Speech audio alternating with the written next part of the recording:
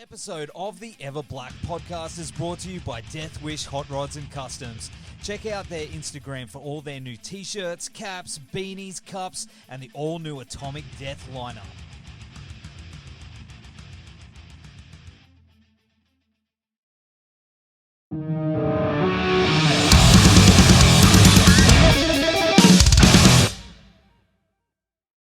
Excellent. Boys, how are you? Yeah, going good. Not too bad. Doing yourself? Yeah, good. It's all happening tonight on a Monday night.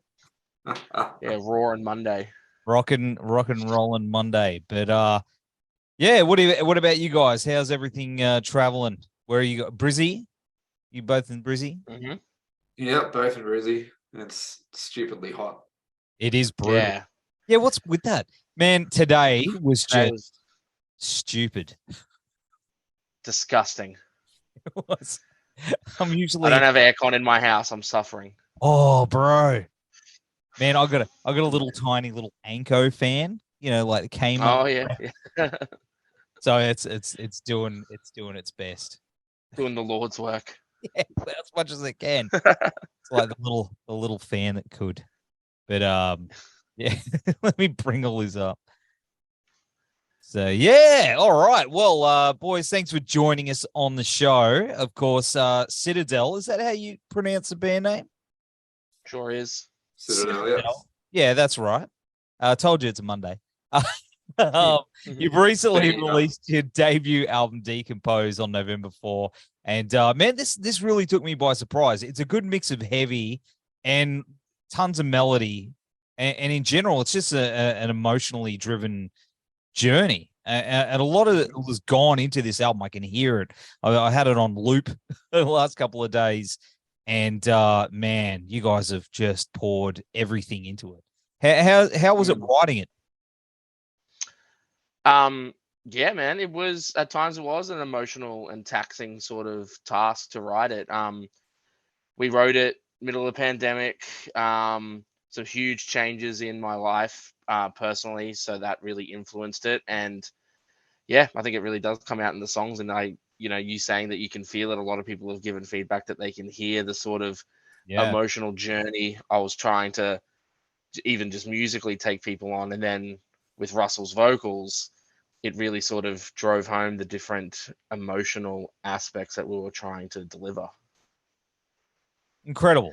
It's incredible. How about you, man? So I didn't write. I wasn't part of the actual album process. So I came into the band at a later point. Got approached by Nat, and he asked me if I wanted to play bass, and already heard the material. Didn't even have to second guess it. Straight up, yes. How was that? How was it coming into it, hearing those tracks from, I guess, an outsider's perspective? Yeah, well, I actually got invited to see them at a show. So they were running bass and the backing tracks for a little bit there. And Nat said, hey, do you want to come along, vibe our music, see what you think? And then if you like it, yeah, you're in, you can join. Went out and saw them and just got blown away by how professional it sounded, how mature it sounded for such a young band. Absolutely. And I was straight in from there. Absolutely. You guys are in other bands as well, right? Outside of Citadel, you're in art. I met you. I am. On at the Gold Coast Music Awards. Nah. I thought I recognized you, bro. Yeah. I was a little glug, glug, glug. The free beers. Yeah, it was nice. Yeah. Yeah, that was too loose.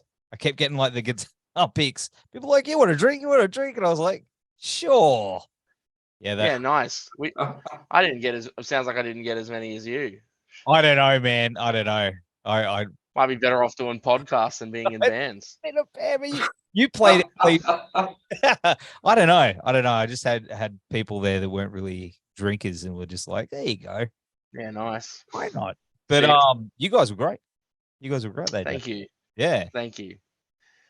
But and Lewis is in a band called Soul State who have just launched. They just dropped an EP as well.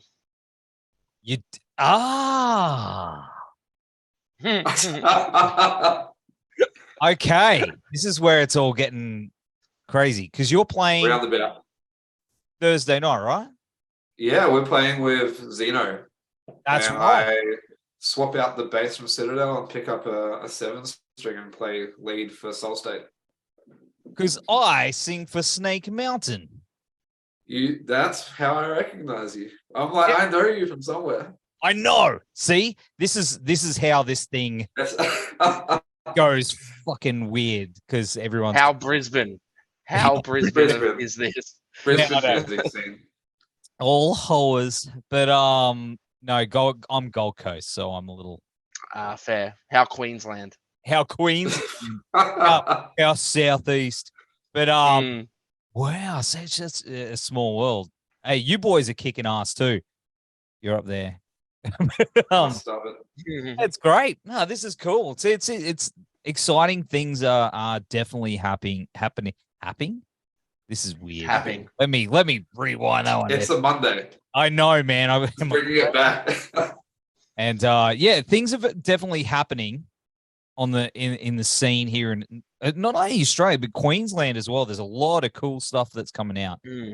So, Deaths. yeah, it's amazing. It's amazing to see what you know everyone's up to. But of course, back to what we were talking about originally, was Citadel. Was you know, there's definitely a lot to unpack here, musically and lyrically as well. Now, did Russell go through all what lyrics were about with you? Yeah. I'm familiar with what each song's about. Yeah. Yeah. Because it's yeah. thing, like to talk about lyrics, especially when they're quite personal with even other bands. You know, how did that approach come about? Well, what Russell did was he sort of took a different aspect of death or loss or grief, and sort of tried to write songs kind of looking through a different lens for each song. So there's, the death of relationships, there's a death of his family members that occurred, there's breakdowns in friendships, like strained friendships and relationships. It kind of covers all sorts of things like that. And then there's like Malignant, kind of like wrestling with yourself and the death of your ego and things like that. So I think he really tried to take each song as an individual picture of loss, death, something ending, and go and really try and drive that home. And the thing that surprised me is usually an album like this kicks off, with the big heavy track, but it kicks off quite, melodic and mellow, which I really love. I love it when an album does that and takes me by surprise. What was the reasoning behind that? I think when we were putting together the track list, I particularly didn't want us to just go straight out of the gate as another Brisbane metalcore band. I'm already in one with Wild Heart. My previous band, Bay Harbor, was just a straight up metalcore band. So I really didn't want just to be kind of doing the same thing. I wanted to show that Citadel had other layers to it. Yeah. And so that's why we decided to go with the song Decompose first, because it has no screaming. It's quite a bright song. And then by the time you get kind of halfway through Eons, the second track, that's when we introduce that we have harsh vocals, that we have breakdowns, that we have big riffs and stuff, to sort of show you like there is more to us than just big drops, essentially. Is that what attracted you to the band, Lewis? It is. It's that mature sound that I keep talking about. Like when bands first come out, you have that. I guess not to shit on any other bands, but they don't sound quite as mature and quite as tenured as Citadel did, coming straight out of the ranks with like a debut album. It's a testament to the boys and how much effort they put into that emotionally and physically. Yeah, absolutely. And another thing is the all the synths and stuff sound different as well. Like it's so unique. Like I get that comment from a lot of people that it's not that metalcore that they see in the scene. It's way different. It's more than that, and they've got that really unique take on that as well. Would you class it as metalcore? Really? Oh man, it's really hard. Hey, like we get asked a lot, like, just state your genre, and it's really tough for us. Like, I think some aspects of it are metalcore. I think some aspects of it are prog. We get slapped with the prog label right, and center. My favorite. My which favorite word has been technical metalcore. like honestly, I wrote most of the guitar parts, and they're not that hard because I'm just not that good. Like they're not tricky riffs. So the technical metalcore thing kind of blows my mind. I get the proggy thing because Russell's voice has such different character, but like the songs are all in 4/4. Then they're sticking in one key. There's not like those big shifts like you see in prog. So it's a bit hard to describe us. I guess just metal, maybe melodic metal, but I don't really see a lot of core in what we do. Like we have the odd breakdown or two, but there's not a lot of core in the metal in Citadel, I don't think. No, and it's very melodic, and that's what it separates it. That's what's it's not metalcore for me. Like it just. No, I agree. I don't think it's metalcore. I do come from the metalcore thing, Yes. but this band doesn't really feel like metalcore to me. I like that. But I mean, there's the saying this about the synths is a bit of like I don't know, maybe like an 80s sort of vibe to those as well, which is really fucking cool. Yeah. What was the drive behind that? What inspired those? So as well as being super into just metal and all the different kind of flavors of metal, I also really like electronic music. I like electro pop. I like a lot of synthwave stuff like Gunship and the Midnight and things like that. And so I guess I just wanted, years ago in my old band, we were kind of talking about what if we tried to introduce synths and stuff, and we never really got it off the ground. So doing this band, I was like, no, I really want to try and have synths lead the way rather than big guitar riffs, at least on a few songs. Yeah. And actually working with our producer, Gareth Hargraves, he really helped bring out the kind of 80s and kind of blocky sound that we get, because I just sort of like demoed out MIDI stuff, like really rudimentary stuff. And working with him, he was kind of like, well, what if here we did like more of a sweeping pad, and what if here we had a bit more of a sawtooth buzzy sort of thing? And that really helped flesh out the different synth tones across the album. I guess it kind of shines as well in your and Russell's love for video game soundtracks as well, which is where I hear it coming through. Exactly what I was going to say. Big fan of Japanese video games, so a lot of that sort of, I guess, came into the melodies. Like there's kind of like hidden little nods to different games in our synth like melodies. It'll be interesting if people can pick up on them. Can you give some hints? Yeah. So in Malignant, there's a little lick that was inspired by Chrono Trigger. Yes. Eons is basically a love letter to Mass Effect when it comes to the synths and stuff like that.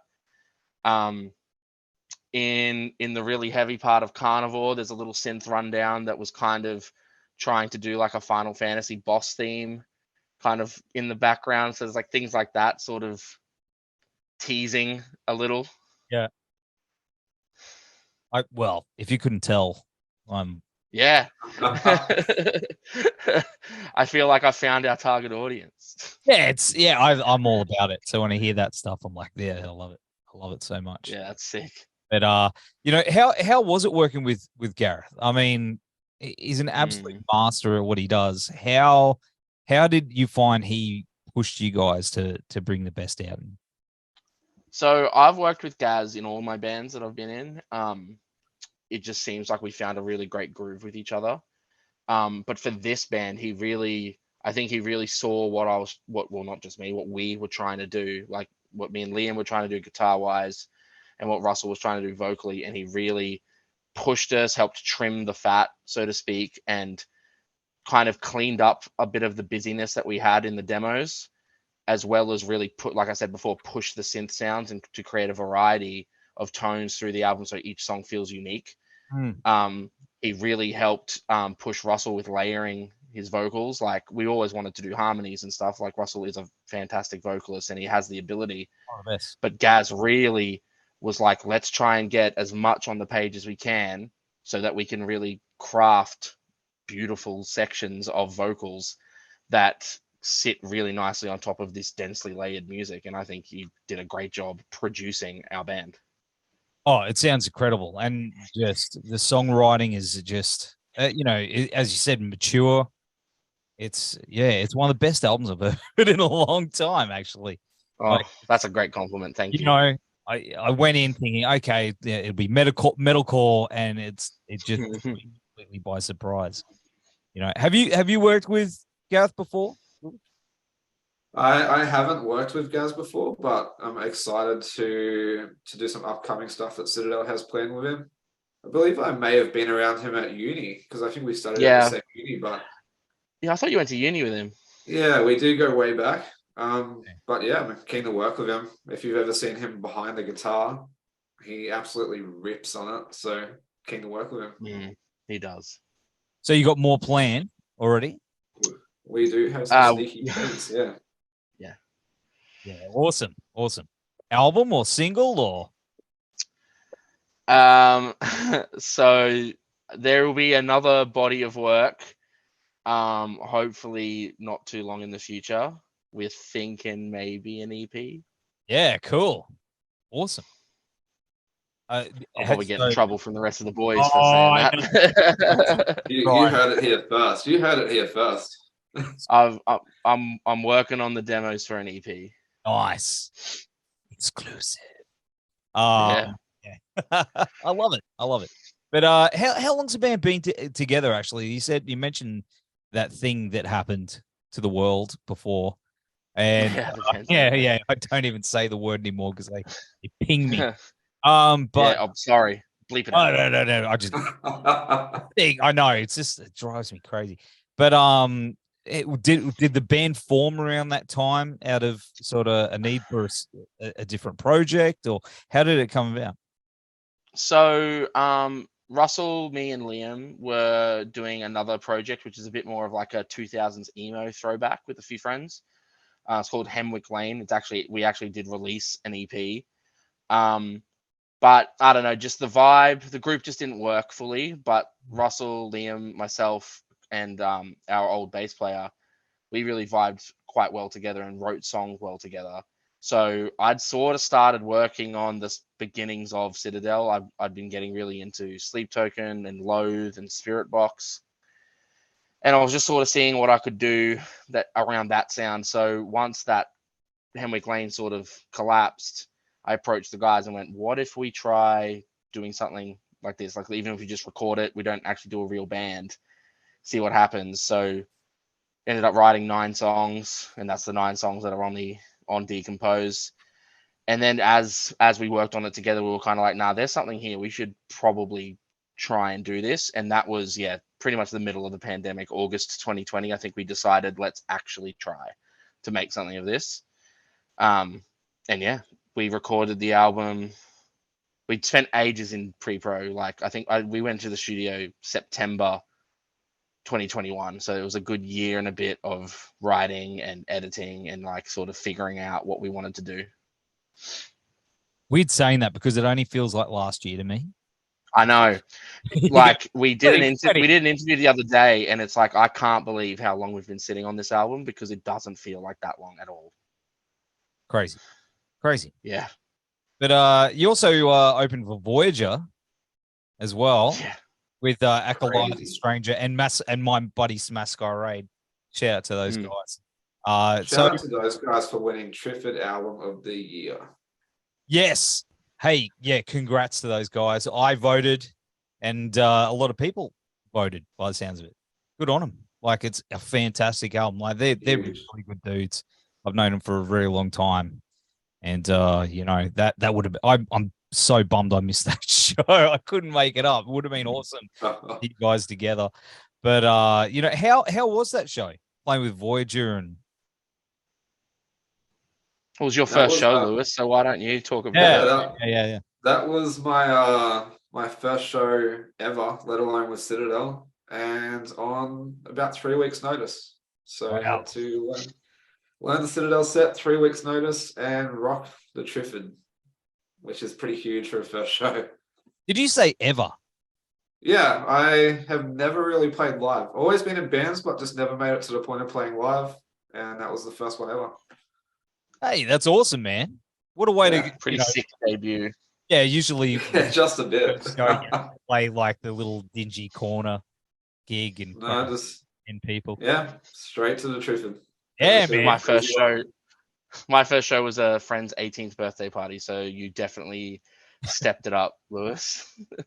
I mean, I have played a show at a birthday party, but we don't speak about those days. I remember in 1999. This is me showing my. Hey, I'm very old. My first show was on the back of a truck at a party in Nerang, and all the local homeboys, as we'd call them back in those days, there was like 50 of them. They crashed this party, trashed our gear, stole half our gear, and no. it was it didn't go as well as what we thought it did. But here we are. At least the back of a truck. How many bands can say that? Yeah, back of a truck and had half your shit stolen. You know, it could be worse, right? But could have had all your gear stolen. That's right. I still had my microphone, which was cheap. Anyway. Hell yeah. Yeah, that's what. They only took 3 of the strings. It's fine. I remember. It was a bad time. But what other highlights have you guys had this year?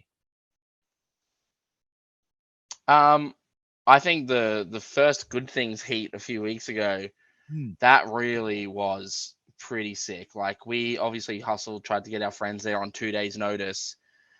Didn't really know what to expect, and then when we walked out on stage and we saw that there was a really decent amount of people there ready to try and help us get the win, like that was a pretty big highlight. Like, that was definitely encouraging. That's awesome. What about you?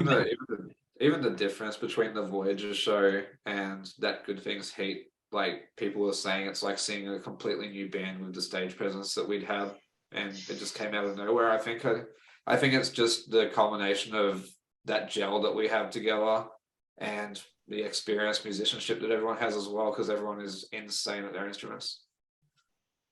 You also have a pretty kick-ass show coming up with Reliqa, Lune and Heartline at the Black Bear Lodge, which is a rad little venue. I like that place. Yeah, that's what, December 10. I got to hit. Yeah, December 11th. Yes, it is Nat's birthday. Throw it out there. It is my birthday. Everyone rock up for Nat's birthday and throw him a party. There you go. That's gonna be that's gonna be a sick show. We really like Reliqa. I really love Lune. Very excited that we got that show. That's going to be a sick one to finish the year out. Yeah, what a way, especially in that. What a venue, man. Too, like, I've seen some amazing shows at Black. It's. Have you played there before? I have, yeah, in Wild Heart, yeah. Yeah. It's cool. We played with Stories and Pride Lands. Yeah. It is a cool venue. Yeah, I like it. Yeah, I've just heard of the load-in. That's it. The load-in sucks. I won't lie. The load-in's not a good situation. But the venue itself is rad, and I love how, like, kind of old school it looks. It's sick. Yeah, man. I it's funny. Like, what's with the venues in Brisbane having animal names? Mammoths, bears. Yeah. The zoo. That together. The zoo, yeah. Zoo, yeah. See, Tomcat.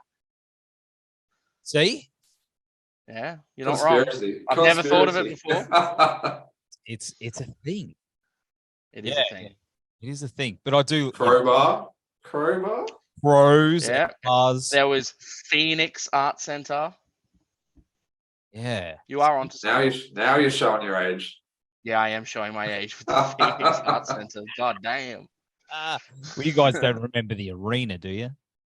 I sure do. I'm pretty sure I've seen Ghost inside at the arena. Yeah, me too. Wow. That's going back in the day. The Lion's Den, another animal that was around back in the day. Something, I think we've cracked onto something here. We have. Like, conspiracy. Brisbane just has a hard on for animals. Weird. If you zoom back in the map of Brisbane, it's just, there's a feature article in there somewhere for one of these local media outlets for sure. Right. Copyright. Yeah. I'll there's a conspiracy, an animal conspiracy. Yeah. All the venue owners are like, I'm really an animal. You're like, yeah. All centered around the brown snake, funnily enough. Yeah. Is there a brown? There's no brown. Maybe we need the Brisbane River. The Brisbane River is the brown snake. Oh, it is. It is true. That is true. Don't swim in it. It's bad. You wouldn't. No, you wouldn't. No. I've seen people tube in that river, like behind a jet ski. That is. They are going to get a disease. Yeah. Yeah. Good luck with those people. Where are those people now? Dead. Dead. Brutal. But of course, I mean, you gave us some sneaky little news before. But what else have you boys got cooking for 2023? Big year. We have got a show booked in January, but I don't think it's been announced. No, we're under wraps. Not allowed. Yeah, that one's under wraps. But it's mate Nev, mate. I'm your mate. I might have to sneak it to your Thursday night. Oh, how about that? All right. Okay. But yeah, I guess my focus has really been on sort of trying to get this new material ready, but I'm definitely thinking there'll be some more shows around the corner. Would love to go interstate if we can get that to work. Hey, you got Wednesday night, you got like Thursday night. Yeah, good. Yeah, and then Nat also has Friday night as well. Yeah. Friday and Sunday with Wildheart, yeah, doing Savior on Friday and then North Lane on Sunday. It's a fucking busy week. Yeah, man. Hey, that's what it's about. You know, it's good that we're all playing shows, and you know, because Queensland kind of was going through a little bit of a lull for a while. Where just we've got 2 years to make up. Yeah, fucking oath we do. Yeah, I mean, we're playing Sydney on Sunday night, which I'm looking forward to. Yeah, nice. Frankie's. That's been a dream for like a decade. So, pretty sure I heard on the radio that they're closing, aren't they? They are. Their 10th birthday on the 11th of December or something like that. Yep. Closing down for good. That's it. So I had to scrape in there. But you got in just, yeah. Are you guys planning to play in the Gold Coast at some point? Would love to, really. Yeah. I think it'd be sick to go play down at Vinny's or Moe's. We should tee something up. I think that's a great idea. Yeah, absolutely. That'd be really cool. Yeah. Snake Mountain, Citadel. Bring the Dissect boys along from Goldie. Oh, man. They're awesome. Awesome dudes. Damn, there's a tidy lineup. Yeah, I'll be down for that, 100%. But in the meantime, hey, dudes, thanks for hanging out on the show. We will have all the links down here to Decompose in the notes. And all the best for Wednesday night. Go kick some ass. No, you will. And thanks, man. Yeah, I'll see you soon. I'll see you Thursday night. You will. Yeah, that's going to be cool. It's going to be a good time. Should be sick. Real keen to see Zeno. Yeah. Friday. Lucky I took it off, right? Yeah. it's as Nat said, it's a week for shows. Oh yeah. Man, you're gonna need like a week off to recover, hey. Yes. Yeah, I'm going down the Gold Coast for a weekend to just like relax after all this. So I'm gonna need it. Yeah, that's a good idea. But hey dudes, thanks again. It's been really cool hanging out with you. And we will see you all very, very soon. Sounds good, man. Thanks for having us. Thanks, dudes.